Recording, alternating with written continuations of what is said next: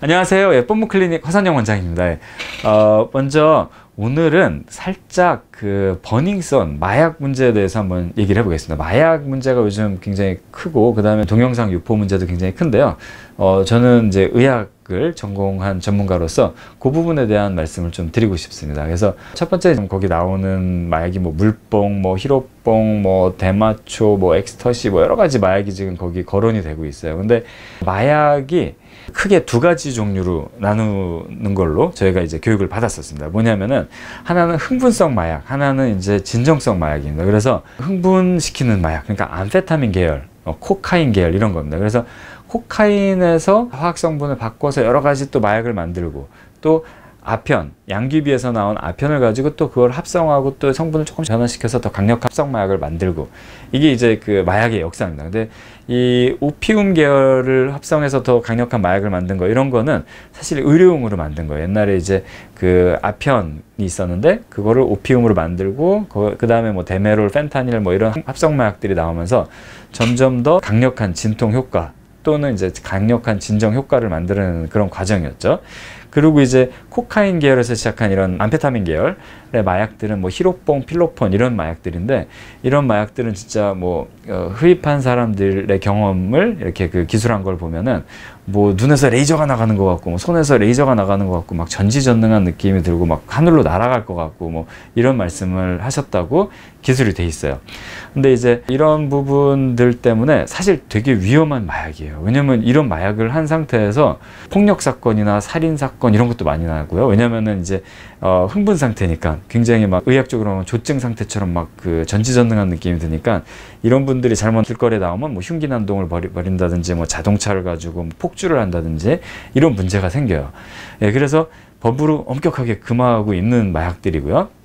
그리고 또 하나의 마약 종류는 이제 진정성 마약, 약간 그런 마리화나 대마초 이런 계열인데, 이거는 이제 오히려 마음을 평온하게 하고 통증을 조금 줄여주고 좀 이렇게 편안하게, 그리고 막 신진대사도 점점 더 떨어뜨리고 이런 거라고 생각하시면 되세요. 그래서 이런 쪽을 하시게 된 분들은 집 바깥으로 잘 안 나옵니다. 예, 그냥 집 안에서 또는 뭐 방 안에서 하고 그냥 거기서 조용히 있다가 자든지 뭐 좀 사고를 칠 확률이 굉장히 적어요. 예.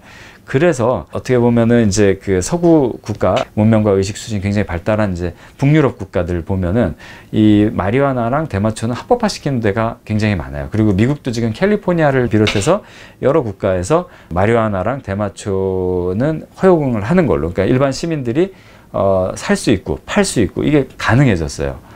예, 그래서 어떻게 보면 대마초나 마리화나는 위험성은 좀 적고, 지금 문제가 되고 있는 약간 이런 뭐 물뽕, 뭐 엑스터시, 뭐 필로뽕 이런 쪽은 상당히 좀 위험하기도 한 마약입니다. 그러니까 완전히 이성을 마비시키고 흥분 상태가 되게 되니까 문제가 생깁니다. 근데 이번에 이렇게 그 문제가 된 마약에 대해서 사실 연예인들이 아무래도 좀 그런 거에 더 접하기가 쉽지 않을까, 그런 생각은 해봤어요. 그래서 제가 그 검색을 해봤어요. 어떤 거냐면 구글에다가 star died in drug abuse 라고 drug이라고만 쳤습니다. 그래서 이렇게 보니까 여기 아예 리스트가 있어요. List of pop musicians who died of drug overdose. 이거는 음악가만 들어있는 거예요.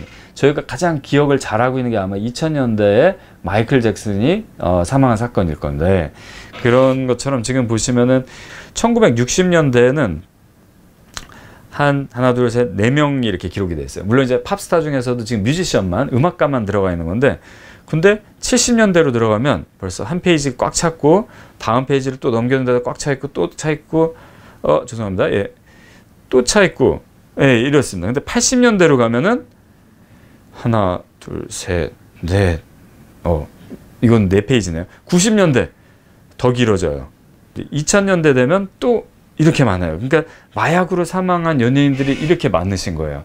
그러니까 이제 마약이 얼마나 위험한지를 알 수 있는 부분이죠. 히스레저, 그 다크나이트의 히스레저도 마약 그 약물 과다봉역으로 돌아가신 걸로 알고 있는데, 그만큼 굉장히 유명하고 막 훌륭한 뮤지션들, 훌륭한 배우들께서도 이런 걸로 많이 희생이 되고 있다는 겁니다. 그래서 마약은 확실히 위험한 건 위험한 겁니다. 절대로 안 하시는 게 맞고요.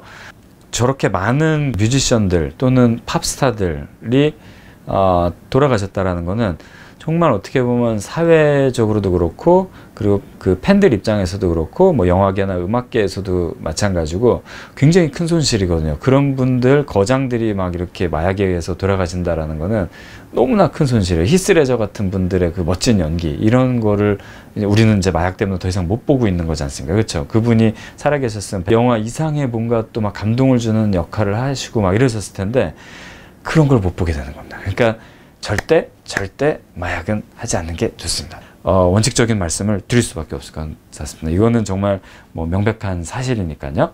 네, 리필가의 허선영 오늘은 조금 다른 주제에 대해서 설명드렸습니다. 네, 감사합니다. 네.